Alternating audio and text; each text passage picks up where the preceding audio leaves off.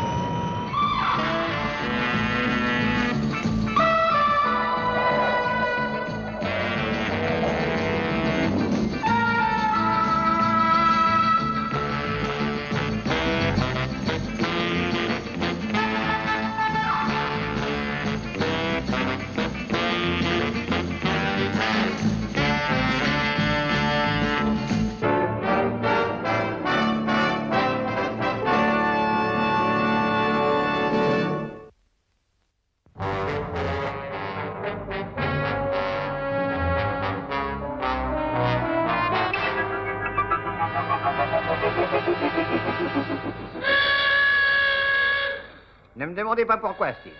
Il va falloir agir vite. Accélérez au maximum. Ça ne suffira pas, Steve. Mettez en route les réacteurs supérieurs. Steve, Vénus, accrochez-vous bien.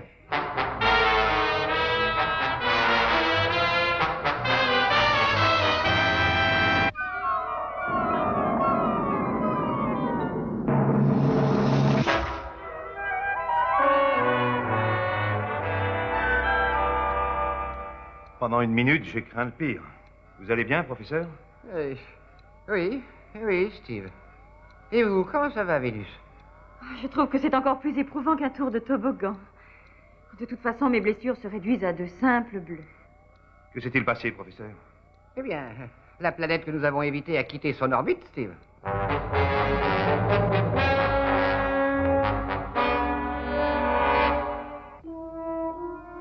C'est très grave.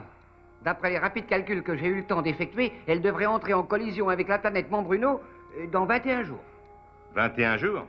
C'est peu à l'échelle de notre espace. Si Mont-Bruno est condamnée à être détruite, nous devons aller nous assurer qu'elle est inhabitée, n'est-ce pas, professeur?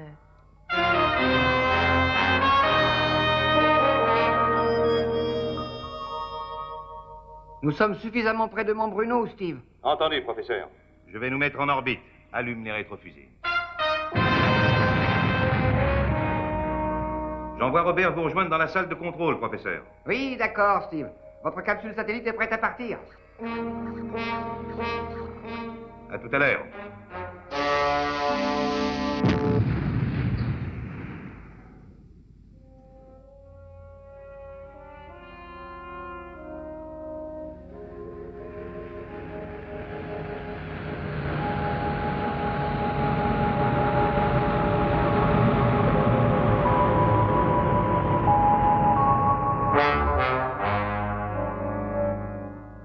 L'atterrissage s'est bien passé. Je vais visiter la planète. Steve va sortir de sa capsule pour aller patrouiller, Vénus.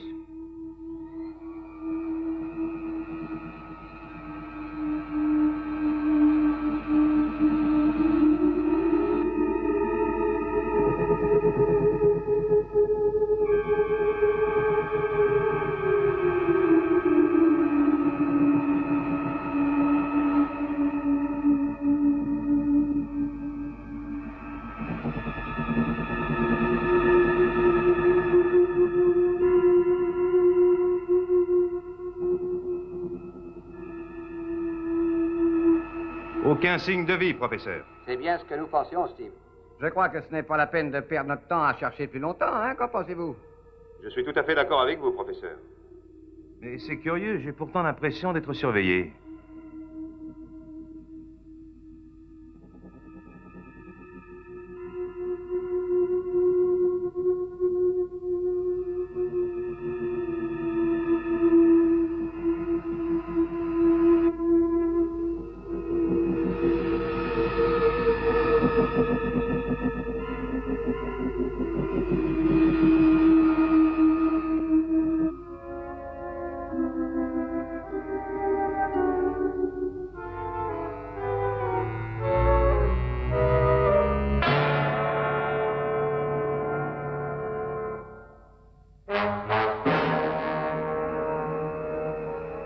Je suppose que c'est mon imagination qui me joue des tours. Cette planète est déserte. Très bien, professeur. Je vais rentrer.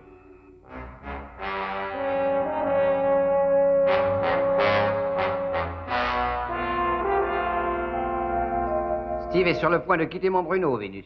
Très bien, professeur. Je vais annoncer à Robert de se tenir prêt. Attention, Robert. Prépare-toi à accueillir la capsule. Prépare-toi à accueillir la capsule.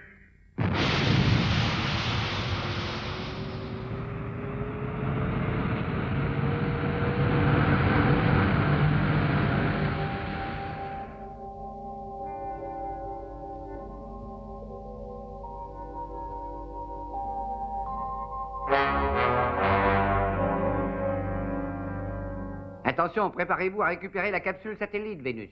Entendu, professeur. Prépare-toi à récupérer la capsule satellite, Robert.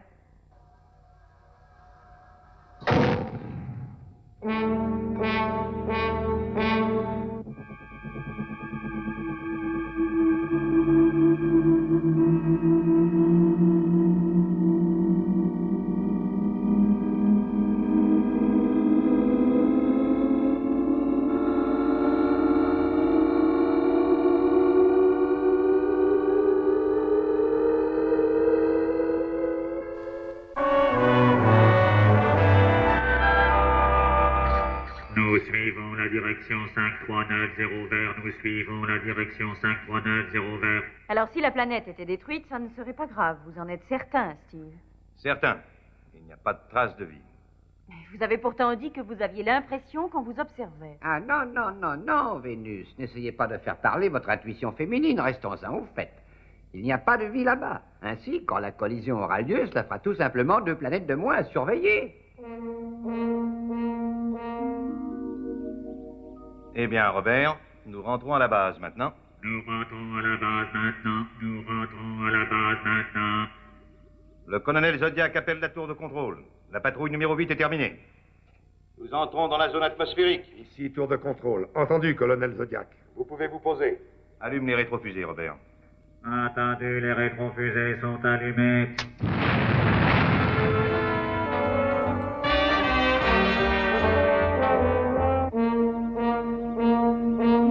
Oh, regardez. Il y a un objet volant non identifié qui va émerger des nuages. Oui, je l'ai vu moi aussi, professeur. Je jurerais que c'était une soucoupe volante. Hé! Vous avez eu le temps de reconnaître une soucoupe volante, professeur? Allons, Steve, ne recommencez pas encore avec cette histoire. Oui, Steve. Ne vous avancez pas trop. Vous avez peut-être eu une simple illusion d'optique. De toute façon, cet objet volant est loin maintenant.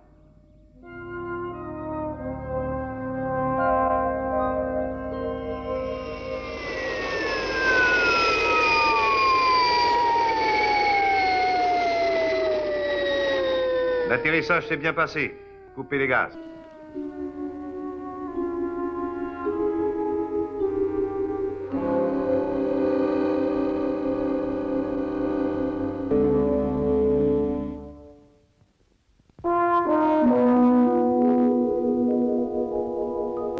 Ça y est, la voilà encore, mon général. Je ne veux plus entendre parler de cet objet. Combien de fois est-ce que je devrais vous répéter que les soucoupes volantes n'ont jamais existé? Excusez-moi. Mais, mon général, nous avons pu distinguer que c'était une soucoupe volante. Voyons, écoutez-moi, Steve. Vous devez certainement être très fatigué par votre long voyage. Alors je vous demande une faveur. Ne me parlez plus de soucoupes volantes. D'accord, d'accord. Pensez ce que vous voulez. Je vais aller rédiger mon rapport. À tout à l'heure, Vénus. Entendez, Steve? Oh, venez me chercher et nous irons manger chez moi. J'ai acheté d'excellents disques que je voudrais vous faire écouter. D'accord, Vénus. Je suis allé faire une promenade à votre Zazou cet après-midi. On peut dire qu'il est vraiment mignon. Il est adorable. Merci d'avoir pris la peine de vous occuper de lui, Général Zéro.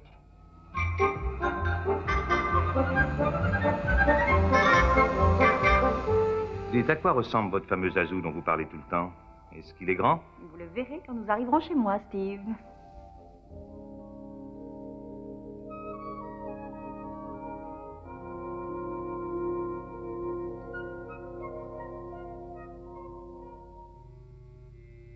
Par ici, Steve. Oh, j'espère que mon Zazou a été bien sage.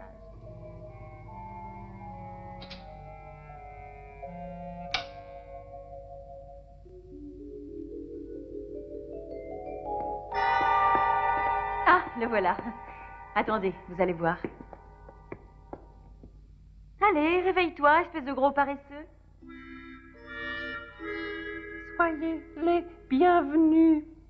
Ce sont les seuls mots qu'il a eu le temps d'apprendre en 3 mois depuis que je l'ai ramené de la planète paresseuse. Il n'est pas très rapide, mais au moins il a l'air de penser vraiment ce qu'il dit. Ah, ce pauvre Zazu, il est toujours tellement fatigué.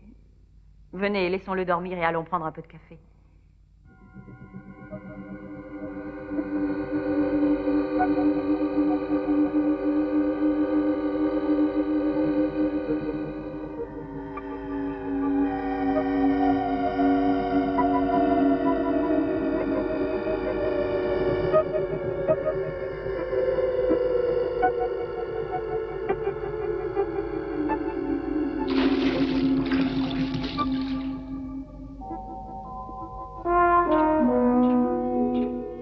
Un objet volant non identifié vient de se poser devant la plage d'Othello, mon général. La plage d'Othello? Attendez, attendez.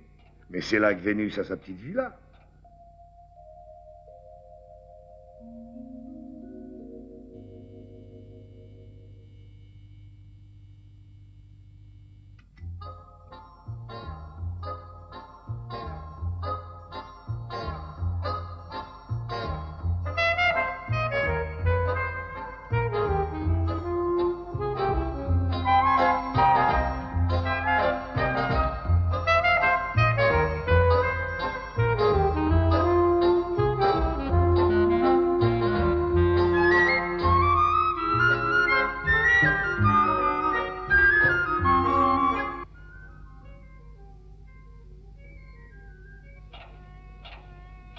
L'objet est toujours là. Très bien, lieutenant. Continuez vos observations au radar. Il va peut-être s'en aller.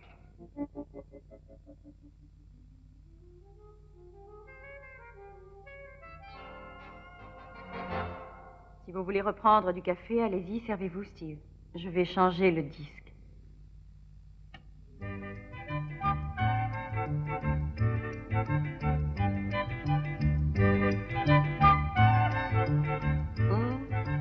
Oh, soyez le bienvenu.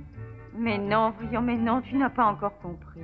Il faut dire ça seulement lorsque quelqu'un entre dans la maison. Oh, oh, soyez le bienvenu. Je souhaite la bienvenue à quelqu'un, Vénus. J'ai l'impression que nous avons un visiteur imprévu. Je n'aime pas ça du tout. L'indication du radar n'a pas changé. Très bien, alors sonnez l'alarme. La sirène d'alarme. J'ai laissé mon pistolet dans la voiture.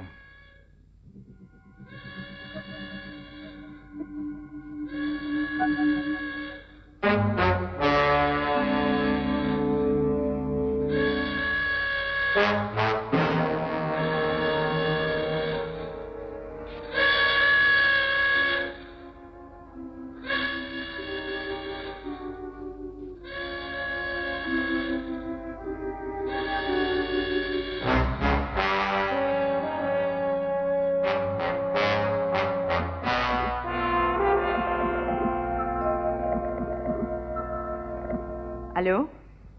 Général Zéro? Pourquoi sonnez-vous l'alarme? Nous avons repéré un objet volant non identifié qui s'est posé à côté de chez vous, Vénus. Steve a été voir s'il trouve quelqu'un.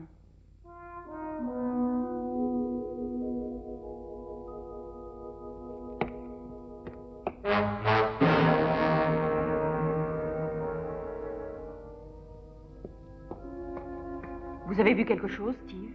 Non, mais je suis certain qu'il est venu quelque chose ou quelqu'un. Votre Zazu n'est pas aussi endormi qu'il en a l'air.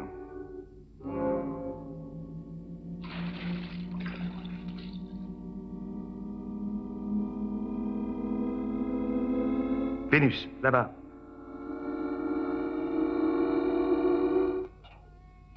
L'objet inconnu a décollé. Il va quitter la Terre.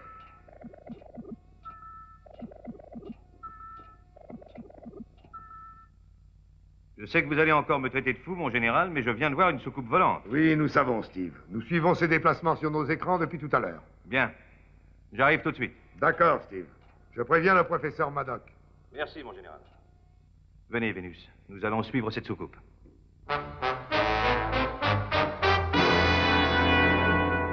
Quand vous voudrez, professeur. Mettez les réacteurs en marche, Steve.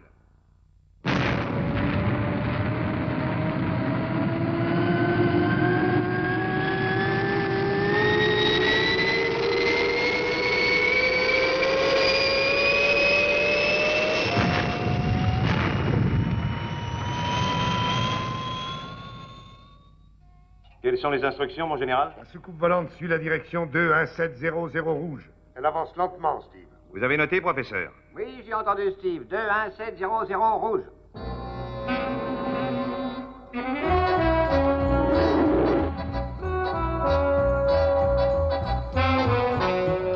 La soucoupe est en vue, professeur. Oui, je la vois moi aussi, Steve. On dirait qu'elle ralentit encore.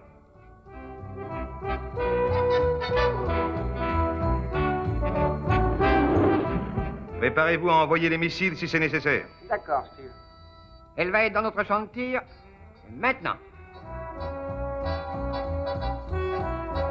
Elle a quitté le champ de tir. Mettez la puissance maximum, Steve. Nous allons la perdre. Ça ne sert à rien, elle est plus rapide que nous. Regardez, Steve. Elle agit comme si elle voulait qu'on la suive.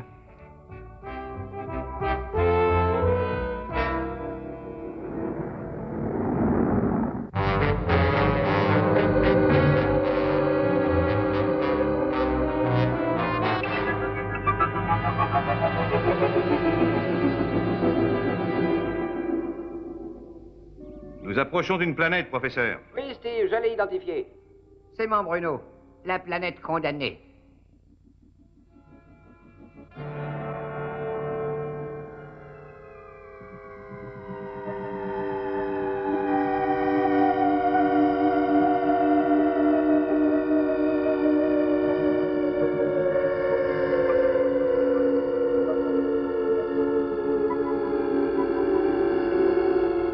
La soucoupe s'est posée, professeur. Faites la rejoindre.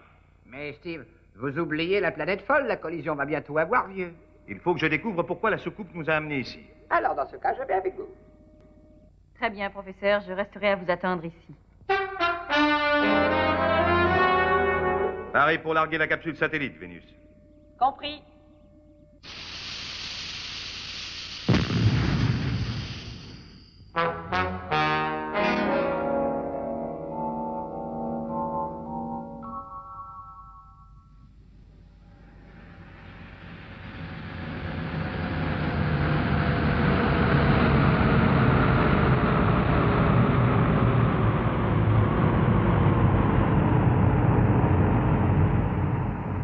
Il faut être prudent. Nous ne savons pas encore ce qui nous attend dehors.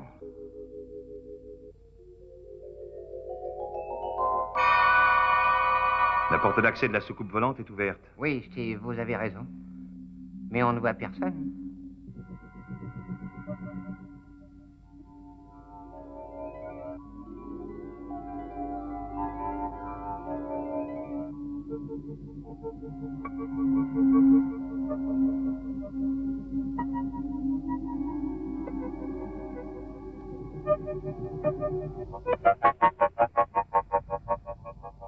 Qui êtes-vous? Ne bougez pas ou nous tirons. On dirait qu'il ne nous entend pas, Steve. Mais, attendez. Il nous montre quelque chose. Qu'est-ce qu'il désigne? Je crois que c'est notre capsule, Steve. Il essaye de nous faire comprendre quelque chose. Qu'est-ce qu'il veut? Faites sortir le robot de votre vaisseau spatial. Vous entendez, professeur? La voix semblait provenir de notre capsule satellite, n'est-ce pas? Je vais aller chercher Robert. Je reviens. Attention, n'essayez pas de vous en aller jusqu'à ce que Steve Zodiac soit revenu. Vous n'avez rien à craindre de moi, homme de la Terre. Abaissez vos armes, vous ne risquez rien. Il parle par l'intermédiaire de Robert. Oui, c'est exact, je vous parle par l'intermédiaire de votre robot, Steve Zodiac. Vous m'excuserez. Je suis le représentant d'une race d'une intelligence supérieure. Il y a de très nombreuses années que nous observons la Terre, votre planète. Vous ne nous avez pas fait faire tout ce voyage pour nous dire ça? Non, colonel. Notre civilisation existe depuis plus longtemps que n'importe laquelle de toutes les autres que nous connaissons. Et nous avons appris avec le temps la futilité de la guerre. Depuis déjà de longues années, nous ne recherchons que la paix. Pour cela, nous avons banni de notre planète toutes les armes imaginables et nous en subissons les conséquences. Comment pouvez-vous le regretter puisque vous cherchez que la paix? Tout simplement parce que nous n'avons plus les moyens de détruire la planète qui a quitté son orbite et qui vient mettre notre existence en danger.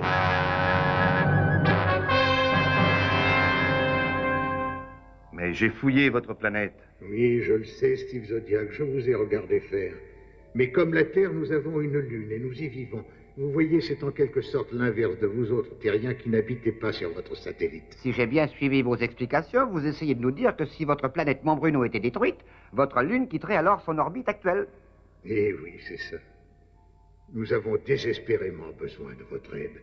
Vous êtes des hommes bons. Je vous en prie, il faut que vous détruisiez à l'aide de vos puissants missiles la planète folle qui nous menace. Nous serons heureux de vous rendre service. La solidarité est universelle. Allons-y, professeur.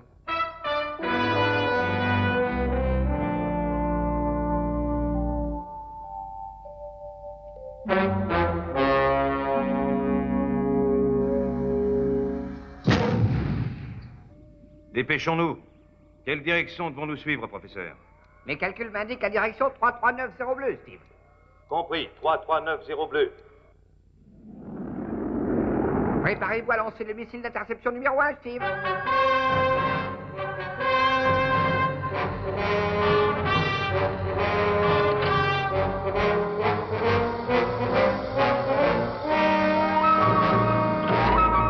Je suis prêt. Pari à tirer. Pari à tirer, Steve. Système de guidage sur onde VHF. Vous avez entendu, Steve? Système de guidage sur onde VHF. 10 secondes. 10 secondes. Les instructions ont bien été comprises. 6 secondes. 5, 4, 3, 2, 1, 0, feu!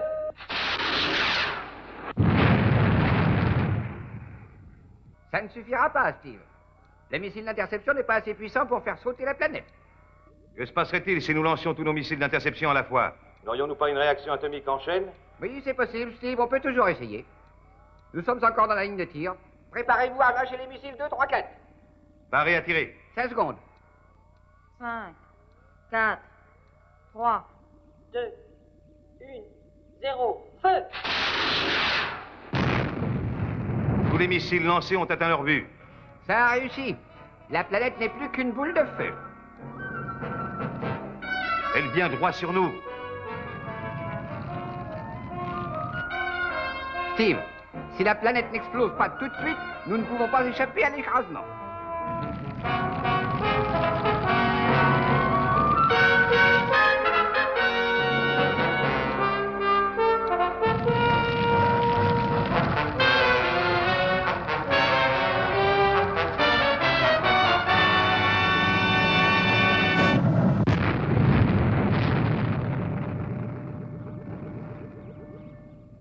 Bon sang, on peut dire qu'il était temps. Oui. Encore quelques secondes et nous étions morts. Steve, la soucoupe volante quitte Mont Bruno.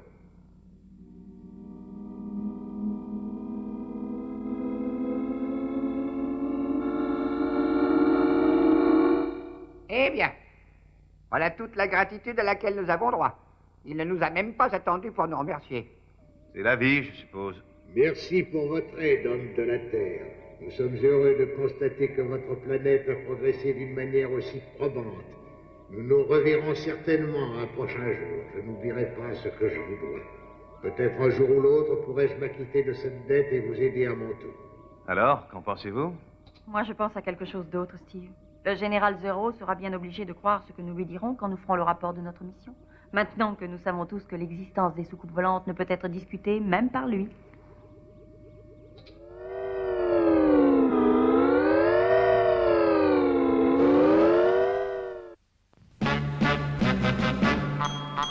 Je rêve d'avoir une fusée pour voler dans l'espace. Ainsi je pourrais t'emmener jusqu'à la planète Mars. On partirait tous deux en amoureux des cieux. Mon cœur serait un fireball, en voyant la lumière de tes yeux. On oublierait tout de la terre qui nous tient prisonniers pour aller tous deux prendre un verre au cœur de la voie lactée. Avec une pluie d'étoiles, je coifferais tes cheveux. Mon cœur serait un fireball,